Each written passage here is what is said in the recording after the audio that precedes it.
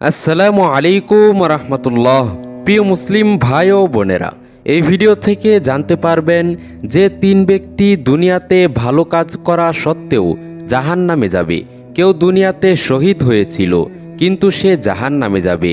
কেউ বড় আলেম বা বক্তা ছিল, তাও সে জাহান্নামে যাবে।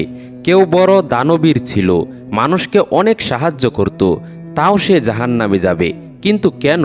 আসুন পুরো বিষয়টা নবীজির একটি হাদিস থেকে জেনে আসি।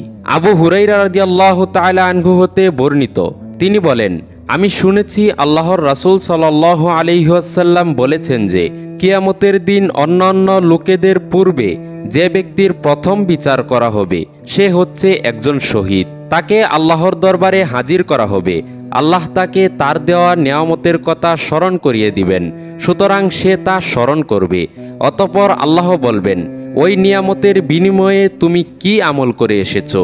সে বলবে, আমি তোমার সন্তুষ্টি লাভের জন্য জিহাদ করেছি এবং অবশেষে শহীদ হয়ে গেছি। আল্লাহ বলবেন, তুমি মিথ্যা বলছো, বরং তুমি এই উদ্দেশ্যে জিহাদ করেছো যাতে লোকেরা তোমাকে বলে অমুক একজন বীর পুরুষ, সুতরাং দুনিয়াতে তোমাকে তাই বলা হয়েছে। অতঃপর ফেরেশতাদেরকে আদেশ করা হবে এবং তাকে উবুর করে টেনে নিয়ে গিয়ে জাহান্নামে নিক্ষেপ করা হবে। দ্বিতীয় হচ্ছে এমন ব্যক্তি যে ইলম শিক্ষা করেছে, অপরকে শিক্ষা দিয়েছে এবং কোরআন পাঠ করেছে। তাকে আল্লাহর দরবারে উপস্থিত করা হবে। আল্লাহ তাকে পৃথিবীতে প্রদত্ত তার সকল নিয়ামতের কথা স্মরণ করিয়ে দিবেন। সেও সব কিছু স্মরণ করবে। অতঃপর আল্লাহ বলবেন, এই সকল নিয়ামতের বিনিময়ে তুমি কি আমল করে এসেছো? সে বলবে, আমি ইলম শিক্ষা করেছি, অপরকে শিখিয়েছি এবং তোমার সন্তুষ্টি লাভের জন্য কোরআন পাঠ করেছি।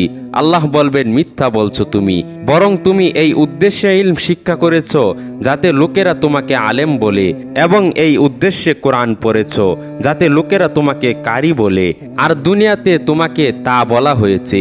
অতঃপর ফেরেশতাদেরকে নির্দেশ দেওয়া হবে এবং তাকে ওবর করে টেনে নিয়ে গিয়ে জাহান্নামে নিক্ষেপ করা হবে। তৃতীয় ব্যক্তি সেই ব্যক্তি যার রুজিকে আল্লাহ প্রশস্ত করেছিলেন এবং সকল প্রকার ধন দৌলত যাকে প্রদান করেছিলেন, তাকে আল্লাহর দরবারে হাজির করা হবে। আল্লাহ তাকে তার দেওয়া সমস্ত নিয়ামতের কথা স্মরণ করিয়ে দিবেন। সেও সব কিছু স্মরণ করবে। অতঃপর আল্লাহ প্রশ্ন করবেন, তুমি ওই সকল নিয়ামতের বিনিময়ে কি আমল করে এসেছো? সে বলবে, যে সকল রাস্তায় দান করলে তুমি খুশি হও, সে সকল রাস্তার মধ্যে কোনোটিতেও তোমার সন্তুষ্টি লাভের উদ্দেশ্যে খরচ করতে ছাড়িনি।